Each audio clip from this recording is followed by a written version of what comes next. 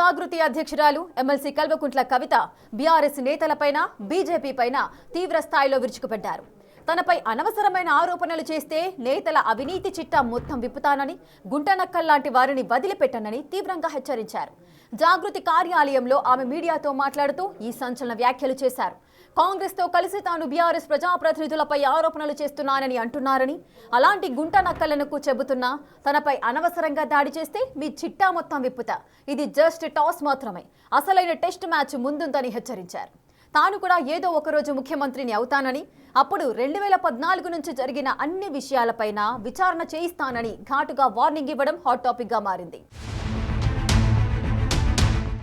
తెలంగాణ జాగృతి అధ్యక్షురాలు కల్వకుంట్ల కవిత ఎప్పటికైనా సీఎం అవుతానని చేసిన వ్యాఖ్యలు తెలంగాణ రాజకీయాల్లో ప్రస్తుతం పెద్ద దుమారాన్ని రేపుతున్నాయి. తెలంగాణ జాగృతి జనంబాట పేరుతో ఆమె చేస్తున్న పర్యటనలు ఈ వ్యాఖ్యలు చేయటం ఇప్పుడు హాట్ టాపిక్ గా మారింది. తనను తాను ప్రత్యామ్నాయ శక్తిగా చూపించుకోవటానికి ఆమె చేసిన ప్రయత్నమా, లేక బీఆర్ఎస్ ను దెబ్బతీసేందుకు ఇలాంటి వ్యాఖ్యలు చేశారా అన్నది చర్చనీయాంశంగా మారింది. సీఎం సీట్ లక్ష్యంగా పెట్టుకున్న కవిత రాజకీయ పార్టీ పెట్టేందుకు సన్నద్ధమవుతున్నట్లు సంకేతాలు పంపారనే చర్చ నడుస్తోందట. ఉన్నట్లుండి సీఎం అవుతాను అనే మాట కవిత నోట నుంచి రావటం తెలంగాణ రాజకీయాల్లో చర్చనీయాంశంగా మారింది. తెలంగాణ ప్రజలు అవకాశమిస్తే, దేవుడు దయతలిస్తే తప్పకుండా ముఖ్యమంత్రి అవుతా అనే మాట కవిత ఇప్పుడెందుకు ప్రస్తావించారనేది హాట్ టాపిక్ గా మారింది. కవిత సీఎం వ్యాఖ్యల కామెంట్స్ వెనుక రాజకీయ వ్యూహం ఉందనే చర్చ పొలిటికల్ సర్కిల్స్ లో నడుస్తోంది. తన లక్ష్యమేంటో కవిత చెప్తున్నారు. సీఎం కావటమే తన లక్ష్యంగా ఆమె పెట్టుకున్నారనేది రాజకీయ విశ్లేషకులు చెప్తున్న మాట.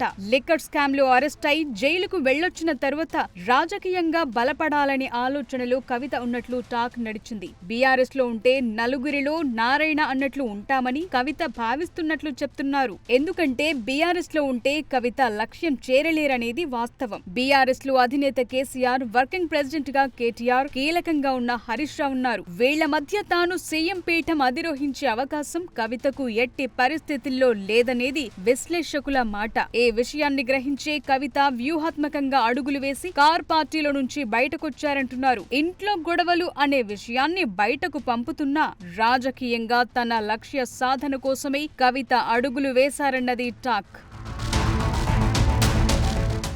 బీఆర్ఎస్ నుంచి బయటకొచ్చిన తరువాత రాజకీయంగా బలపడేందుకు ప్రయత్నిస్తున్న కవిత జిల్లాల్లో పర్యటిస్తున్నారు. ఈ సందర్భంగా కవిత చేస్తున్న కామెంట్స్ రాజకీయంగా సంచలనంగా మారుతున్నాయి. ఇలాంటి తరుణంలోనే సీఎం అవుతా అనే కామెంట్ కవిత నోటి నుంచి వచ్చింది. ఈ వ్యాఖ్యల వెనుక రాజకీయంగా పెద్ద స్కెచ్ ఉందనేది విశ్లేషకులు చెప్తున్న మాట. తాను రాజకీయంగా బలోపేతం అవటంతో పాటు బీఆర్ఎస్ ను బలహీనపరిచే వ్యూహంతోనే కవిత ఇలాంటి వ్యాఖ్యలు చేశారన్నది పొలిటికల్ సర్కిల్లో టాక్.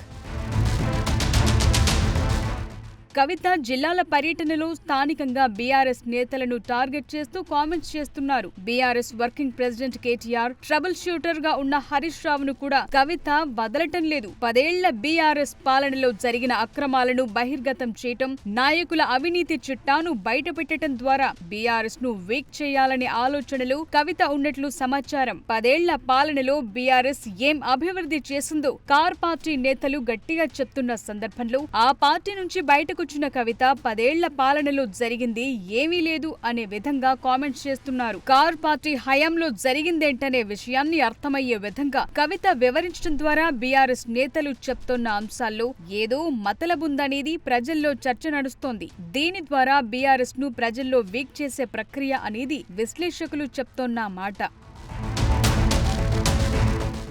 ఓవైపు బీఆర్ఎస్ ను బలహీనపరచడంతో పాటు ఆ పార్టీలో ముఖ్య నేతలే టార్గెట్ గా కవిత వ్యాఖ్యలు చేస్తున్నారు. 10 ఏళ్ల కాలంలో ఎమ్మెల్యేలుగా వ్యవహరించిన నేతలు చేసిన అక్రమాలు, అవినీతి చిట్టాను, స్థానికంగా జరిగిన దోపిడీ అంశాలను వివరాలతో సహా ప్రజలకు వివరించే ప్రయత్నం చేస్తున్నారు. దీంతో బీఆర్ఎస్ నేతలు ఎప్పుడు ఎవరి మీద ఆమె బాంబులు పేలుస్తారు అని ఆందోళన చెందుతున్నారట. దీని ద్వారా నేతలను బలహీనపరిచే వ్యూహం ఒకటైతే, మరోవైపు బీఆర్ఎస్ లో అసంతృప్తిగా ఉన్న నేతలను తమ వైపుకు తిప్పుకునేందుకు కవిత కార్యాచరణలో ఉన్నట్లు గుసగుసలు వినిపిస్తున్నాయి. ఎందుకంటే ఇప్పుడున్న పరిస్థితుల్లో అధికార కాంగ్రెస్ పార్టీ నుంచి కానీ బీజేపీ నుంచి కానీ కవిత వైపు వెళ్లేందుకు నాయకులు ముందుకొచ్చే అవకాశం లేదు. దీంతో కార్ పార్టీ ఆవిర్భావం నుంచి ఉన్న కవిత ఆ పార్టీలోని నాయకులను తన వైపు తిప్పుకునే విధంగా స్కెచ్ గీస్తున్నారట.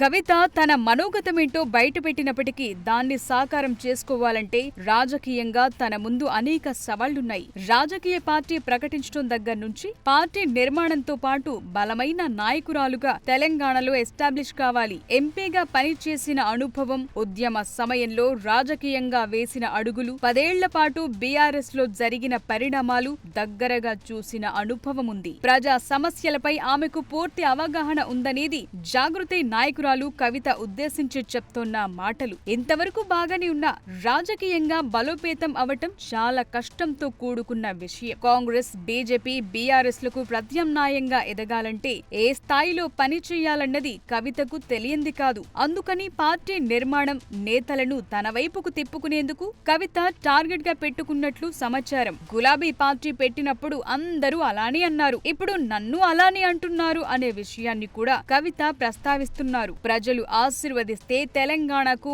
మొదటి మహిళా ముఖ్యమంత్రి అవుతానంటున్నారు.